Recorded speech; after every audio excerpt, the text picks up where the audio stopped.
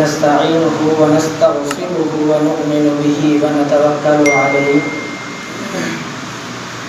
ونعوذ بالله من شرور أنفسنا ومن سيئات أعمالنا من يهده الله فلا مضل له ومن يضلله فلا هادي له وأشهد أن لا إله إلا الله وحده لا شريك له وأشهد أن سيدنا وسندنا وحبيبنا ومولانا محمدا عبده ورسوله أما بعد قال الله تبارك وتعالى في القرآن الكريم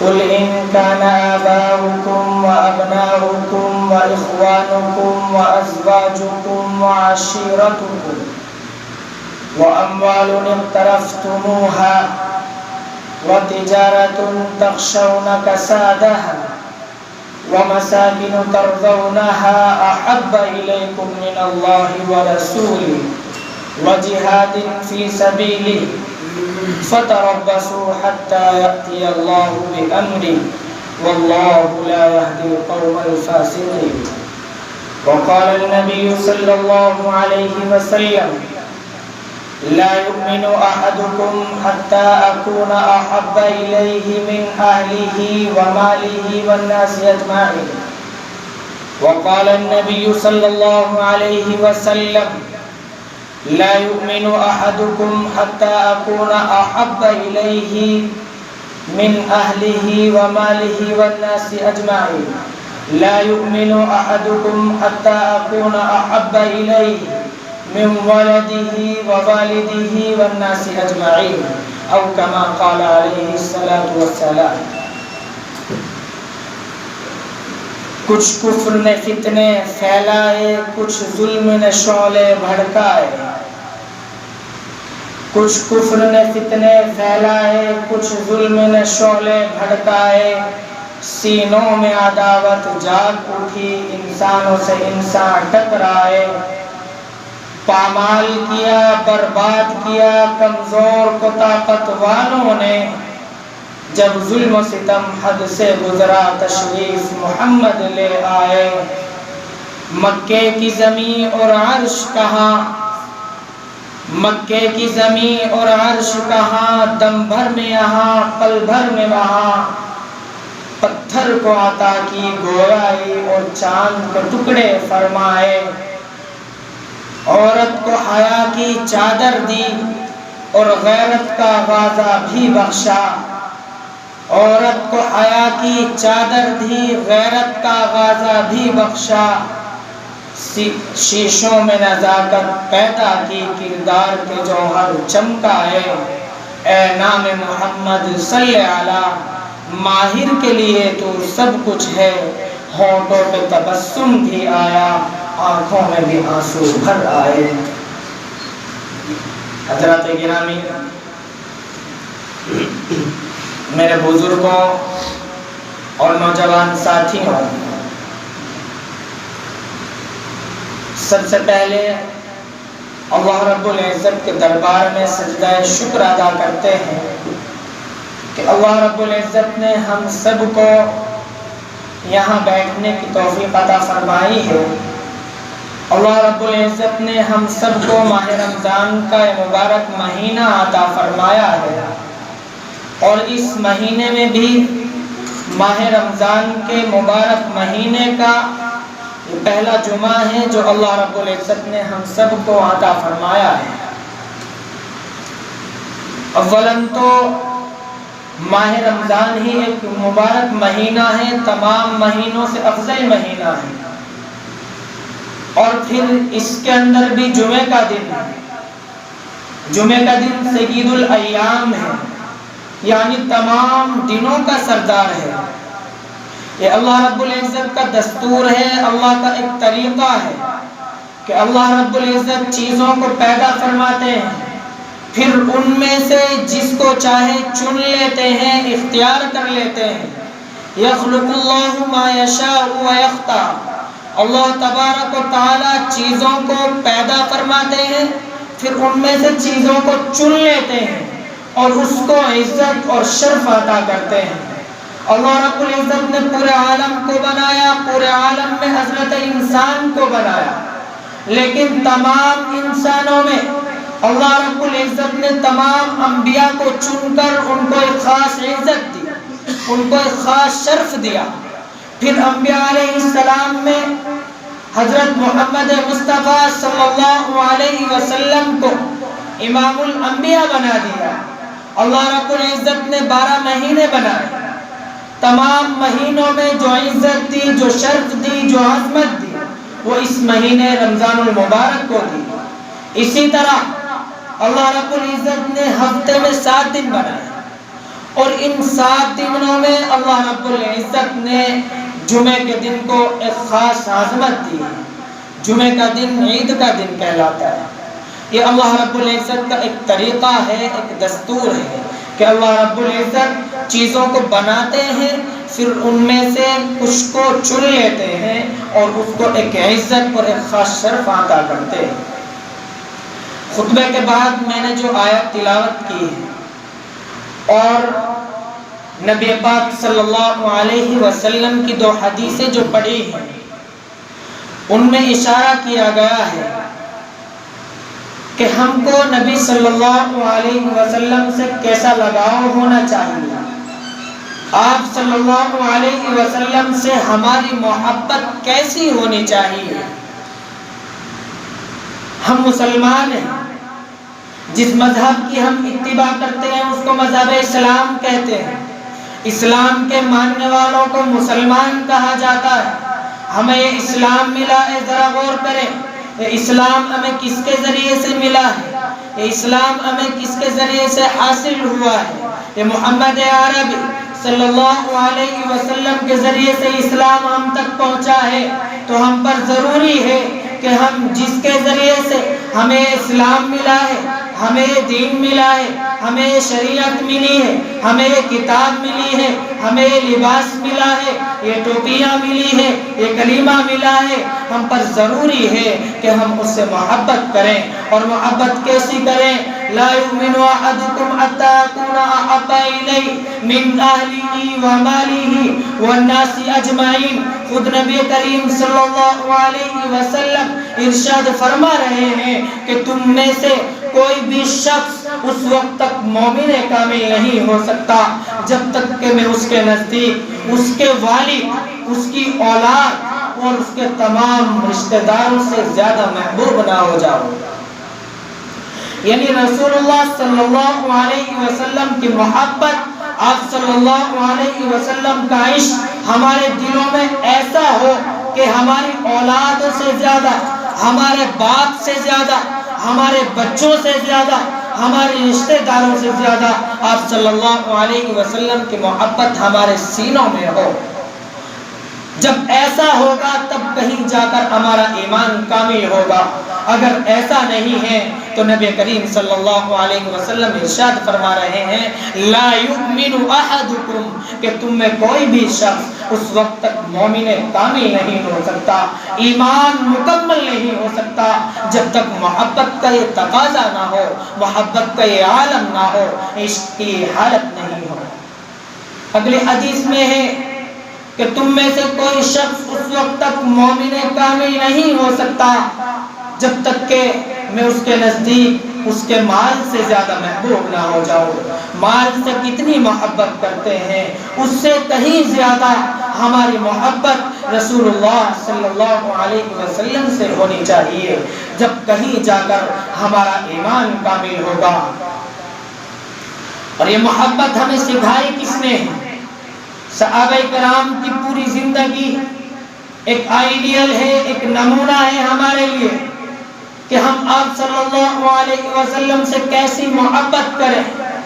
اصحاب کرام کی پوری زندگی میں ہمیں ایک نمونہ ملتا ہے۔ ہم تاریخ اٹھا کر دیکھیں، تاریخ کے اوراق پڑھیں، صحابہ کی سیرت پڑھیں تو ہمیں معلوم ہوگا کہ اصحاب کرام کو رسول اللہ صلی اللہ علیہ وسلم سے کیسی محبت تھی، آپ صلی اللہ علیہ وسلم سے کیسا عشق تھا۔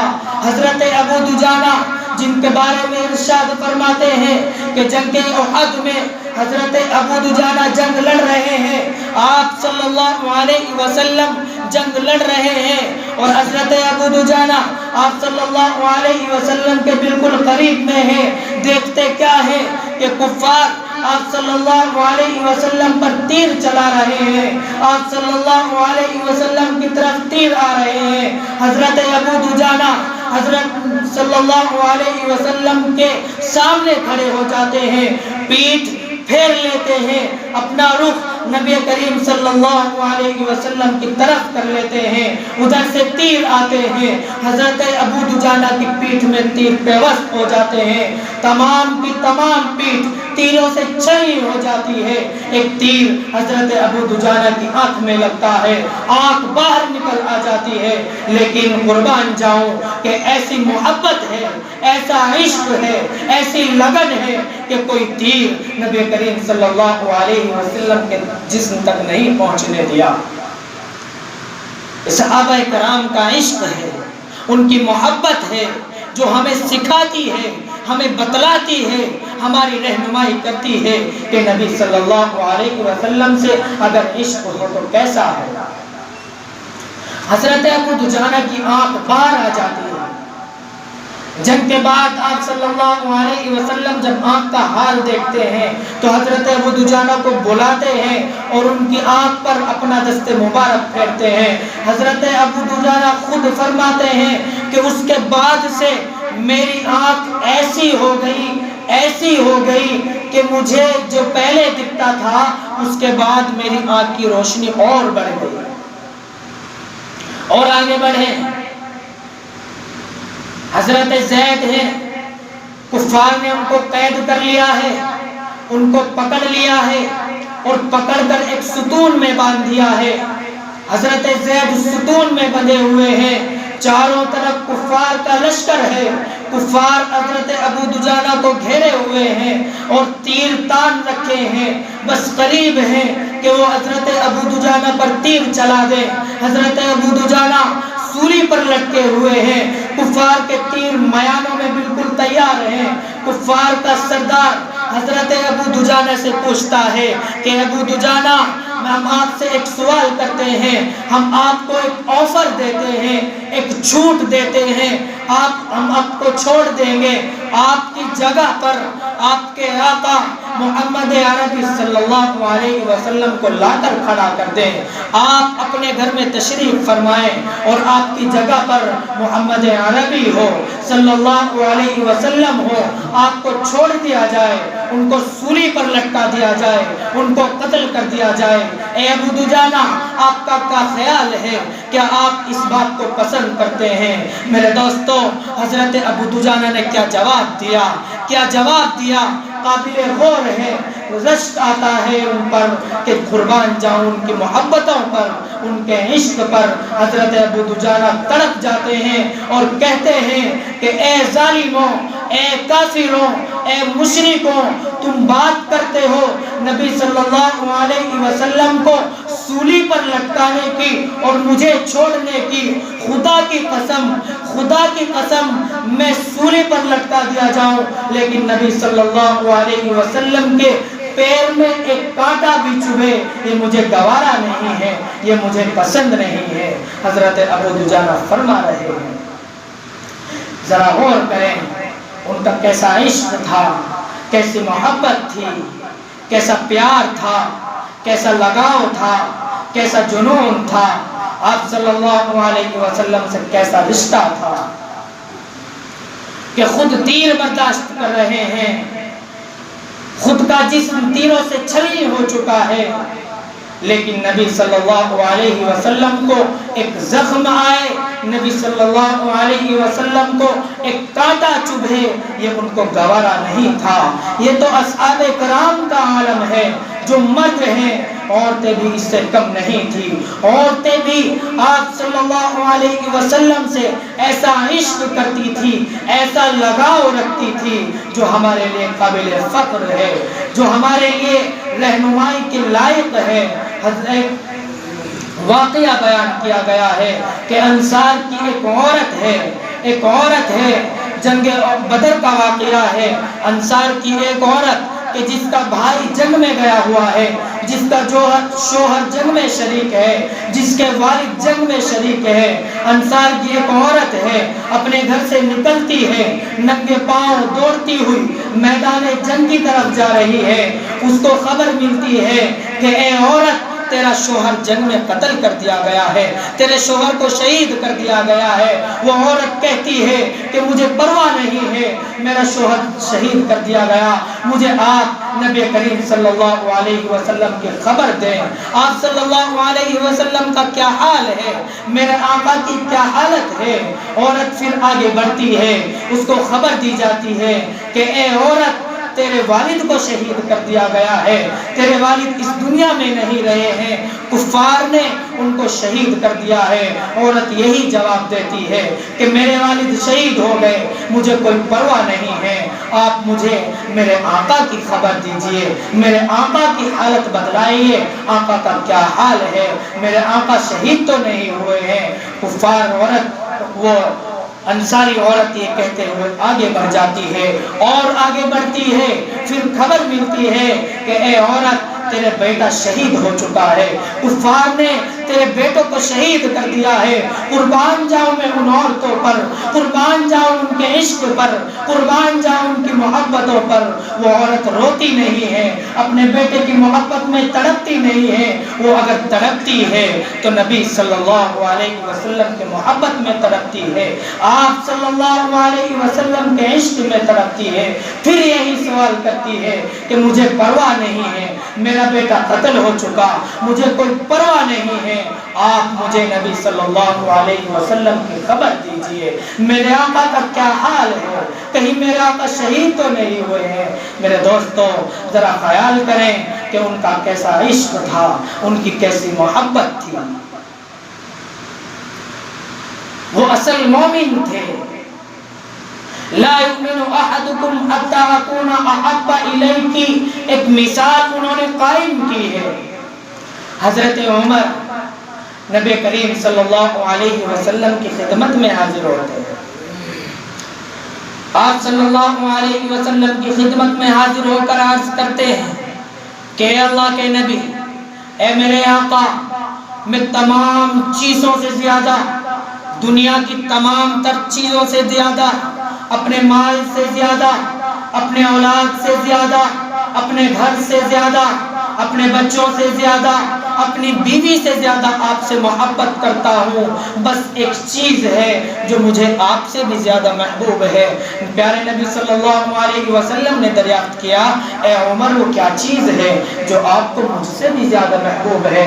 حضرت عمر فرماتے ہیں، نفسی، اے اللہ کے نبی، اے پیارے محبوب، میں اپنی جان سے، اپنے آپ سے زیادہ محبت کرتا ہوں، اپنے بعد آپ سے محبت کرتا ہوں۔ پیارے آقا جواب دیتے ہیں کہ اے عمر، تمہارا ایمان مکمل نہیں ہے، تمہارا ایمان کامل نہیں ہے، تمہارا ایمان اس وقت تک مکمل نہیں ہو سکتا جب تک تمہاری محبت تم سے بھی زیادہ میرے لیے نہ ہو جائے، تم اپنے سے زیادہ مجھ سے محبت نہ کرنے لگو، اس وقت تک تمہارا ایمان کامل نہیں ہو سکتا۔ میرے دوستو، ایک طرف صحابہ کی زندگی ہے، صحابہ کی محبت ہے، ان کا عشق ہے، ان کے لگاؤ ہے، نبی صلی اللہ علیہ وسلم پر مر مٹنے کا ان کا یہ جذبہ ہم سامنے رکھ کر اپنی زندگیوں کا محاسبہ کریں۔ کیا ہماری محبت بھی ایسی ہے؟ کیا ہم بھی نبی صلی اللہ علیہ وسلم سے ایسی ہی محبت کرتے ہیں؟ ذرا خیال کریں، ذرا غور کریں، اپنے نفس کا محاسبہ کریں، اپنے گریبانوں میں جھانک کر دیکھیں، کیا آخر ہم بھی یہی محبت کرتے ہیں؟ ہم محبتیں تو کرتے ہیں، لیکن ہماری محبتیں صرف زبانی ہیں، ہم صرف زبان سے دعویٰ کرتے ہیں کہ ہاں ہم بھی رسول اللہ صلی اللہ علیہ وسلم کے عاشق ہیں، ہم بھی رسول اللہ صلی اللہ علیہ وسلم سے محبت کرتے ہیں، ہماری محبت ہم نہیں کرتے ہیں۔ کوئی نبی صلی اللہ علیہ وسلم کو گالی دے دے تو ہم تیار ہو جاتے ہیں کہ اس کی گردن سر سے جدا کر دیں، کوئی نبی صلی اللہ علیہ وسلم کو برا بھلا کہہ دیں، اس کے خلاف جہاد کرتے ہیں، اجتہاد کرتے ہیں، پروٹیسٹ کرتے ہیں، بڑی بڑی ریلیاں نکالتے ہیں، لیکن خود کا عالم یہ ہے کہ داڑھی بالکل صاف ہے۔ ارے میرے مومنوں، داڑھی کٹاتے ہو، جانتے ہو جس وقت داڑھی پر اس طرح چلتا ہے وہ اس طرح داڑھی پر نہیں چلتا، میرے آقا کے سینے پر چلتا ہے۔ کیسی محبت ہے، کیسا عشق ہے، کیسا لگاؤ ہے کہ اپنے محبوب کے سینے پر خنجر چلاتے ہو۔ ہمارا لباس دیکھو، انگریزوں والا لباس ہے۔ دعویٰ کرتے ہیں کہ رسول اللہ صلی اللہ علیہ وسلم سے ہمیں محبت ہے، جس سے محبت ہوتی ہے اس کی ہر ادا سے محبت ہوتی ہے۔ جو ہمیں محبوب ہوتا ہے اس کا لباس ہمیں محبوب ہوتا ہے، اس کا چلنا محبوب ہوتا ہے، اس کا چہرہ محبوب ہوتا ہے، اس کا بولنا محبوب ہوتا ہے، اس کی تعلیم محبوب ہوتی ہے۔ لیکن ہمارا عالم یہ ہے کہ محبت تو ہے، عشق تو ہے، لیکن تعلیم اس کے خلاف ہے، لباس اس کے خلاف ہے، بولنا اس کے خلاف ہے، ہمارے چہرے اس کے خلاف ہے۔ لباس انگریزوں والا ہے، نبی صلی اللہ علیہ وسلم کے لباس کو ہم نے چھوڑ دیا ہے، پس پشت ڈال دیا ہے۔ اگر کوئی اس لباس کو پہن بھی لے تو ہم اس کو حقیر سمجھتے ہیں، اس کو غریب سمجھتے ہیں، اس کو بد نظری سے دیکھتے ہیں، اس کو ضلالت کی نظری سے دیکھتے ہیں، اس کو ذلیل سمجھتے ہیں۔ یہ ہماری کیسی محبت ہے، یہ ہمارا کیسا عشق ہے۔ ہونا تو یہ چاہیے تھا، ہماری محبت کا عالم تو یہ ہونا چاہیے تھا کہ ہمارا لباس نبی صلی اللہ علیہ وسلم کے لباس کے مطابق ہوتا، ہمارے چہروں پر داڑھیاں ہوتی، ہمارے چہرے نبی صلی اللہ علیہ وسلم کے چہرے کے مطابق ہوتے، ہمارا ہر عمل، ہر کام، ہر فعل نبی صلی اللہ علیہ وسلم کے فعل کے مطابق ہوتا۔ آپ صلی اللہ علیہ وسلم لاڈلی بیٹی ہیں اور شادی ہو رہی ہے، جانتے ہو شادی کس طرح ہوتی ہے، صرف نکاح ہو جاتا ہے، نہ کوئی جہیز ہے۔ آج ہم اپنی شادیوں کا حال دیکھیں، کتنا جہیز دیتے ہیں، کتنا جہیز دیتے ہیں کہ کوئی گاڑیاں دے رہا ہے، کئی کروڑ روپے خرچ ہو رہے ہیں شادیوں میں، اور عشق کا دعویٰ کرتے ہیں، محبت کا دعویٰ کرتے ہیں۔ آپ صلی اللہ علیہ وسلم جن کے گھر میں کئی دن تک چولہا نہیں چلتا تھا، لیکن آپ صلی اللہ علیہ وسلم نے کبھی حرام کھانا پسند نہیں فرمایا ہے۔ کبھی آپ صلی اللہ علیہ وسلم کے اصحاب کا یہ حال تھا۔ حضرت ابو دجانہ جن کا ابھی ذکر آیا ہے، نماز میں سلام پھیرتے ہیں اور سلام پھیرتے ہی مسجد سے باہر نکل جاتے ہیں۔ آپ صلی اللہ علیہ وسلم کئی روز تک یہی دیکھتے رہے۔ ایک دن حضرت ابو دجانہ کو بلا کر دریافت کرتے ہیں کہ ابو دجانہ، آپ سلام پھیرتے ہی مسجد سے خارج ہو جاتے ہیں، مسجد سے نکل جاتے ہیں، آپ دعا میں شریک نہیں ہوتے ہیں، آخر ماجرا کیا ہے؟ حضرت ابو دجانہ فرماتے ہیں کہ اللہ کے نبی، میں آپ کو کیا بتاؤں، میرے آنگن میں ایک پڑوسی کا درخت ہے، میرے گھر کے قریب میرے پڑوسی کا گھر ہے، اس کے گھر میں ایک کھجور کا درخت ہے، اس کی کھجور کی کچھ شاخیں میرے آنگن میں ہیں، ان سے کھجوریں گرتی ہیں۔ اے اللہ کے نبی، میں صبح سب سے پہلے جاتا ہوں، ان کھجوروں کو اٹھاتا ہوں اور ان کو اس پڑوسی کے گھر سونپ دیتا ہوں، کہیں ایسا نہ ہو کہ میرے بچے بھوک کی حالت میں، بھوک کی شدت میں ان کھجوروں کو اٹھا کر کھا لیں۔ اے اللہ کے نبی، کہیں ایسا نہ ہو کہ قیامت کے دن میں چوروں کی فہرست میں شامل ہو جاؤں، میرے بچے بھوکے رہتے ہیں۔ اللہ کے نبی، کہیں ایسا نہ ہو کہ میرے بچے ان کھجوروں کو اٹھا لیں، اس لیے میں بچوں کے جاگنے سے پہلے ان کھجوروں کو اٹھا کر ان کے پڑوسیوں کے گھر پہنچا دیتا ہوں۔ یہ حضرت ہمارے صحابہ کا عالم ہے۔ لیکن ہم دیکھتے ہیں ہم مال کے پیچھے پڑے ہوئے ہیں، مال سے اتنی محبت کرتے ہیں، چاہے سود کا ہو، چاہے بیاج کا ہو، چاہے یتیم کا ہو، چاہے غریب کا ہو، کیسا بھی مال ہو، صرف ہمیں آ جائے، ہمیں مل جائے۔ تمام عشق دھرا رہ جاتا ہے، محبت کے تمام دعوے پیچھے چھوڑ دیتے ہیں، بس مال مل جائے چاہے کیسا بھی ہو۔ میرے دوستوں، میں نے حدیث پڑھی ہے کہ جب تک مال سے زیادہ، اپنے کمائے ہوئے مال سے زیادہ محبت آپ صلی اللہ علیہ وسلم سے نہ ہو جائے، اس وقت تک ایمان کامل نہیں ہو سکتا۔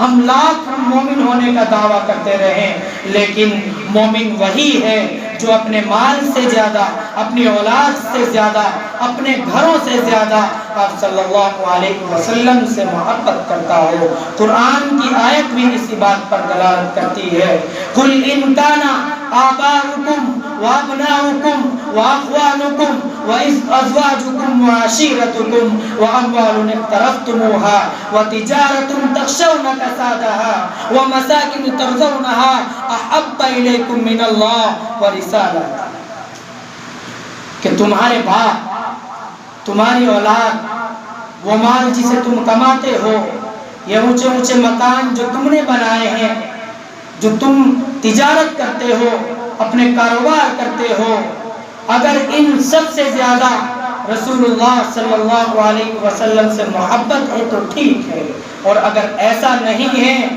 تو ذرا انتظار کرو کہ اللہ کا امر تم پر واقع ہو جائے، اللہ کا عذاب تم پر آ جائے۔ تو میرے دوستو، ہماری محبت صرف زبانی محبت ہے، ہماری محبت صرف دعوے کی محبت ہے، ہمارے اعمال اس کے بالکل الٹے ہیں، بالکل برخلاف ہیں۔ یہی ہے زبانی محبت کا عالم، تو دین خدا اور بدنام ہوگا۔ اور شاعر یہ کہتا ہے کہ فقط خوش بیانی کے جوہر دکھا کر کوئی قوم دنیا میں ابھری نہیں ہے، عمل چھوڑ کر صرف باتیں بنا کر کوئی قوم دنیا میں ابھری نہیں ہے۔ میرے دوستو، اگر ہم اپنے ایمان کو مکمل کرنا چاہتے ہیں، ایک حقیقی مومن بننا چاہتے ہیں، ایک حقیقی مومن بننا چاہتے ہیں، تو ہمیں اپنی ہر چیز سے زیادہ آپ صلی اللہ علیہ وسلم سے محبت کرنی ہوگی، اپنے ہر کام سے زیادہ آپ صلی اللہ علیہ وسلم سے محبت کرنی ہوگی۔ ہمارے چہرے آپ صلی اللہ علیہ وسلم کے چہرے جیسے ہوں گے، ہمارے لباس آپ صلی اللہ علیہ وسلم کے لباس سے ملتے جلتے ہوں گے، تب کہیں جا کر ہم ایک سچے مومن بن سکتے ہیں۔ میں اللہ رب العزت سے دعا کرتا ہوں کہ اللہ ہم سب کو نبی پاک صلی اللہ علیہ وسلم کی حقیقی محبت عطا فرمائے، آپ صلی اللہ علیہ وسلم سے سچا عشق عطا فرمائے۔ وآخر دعوانا ان الحمد للہ رب العالمین۔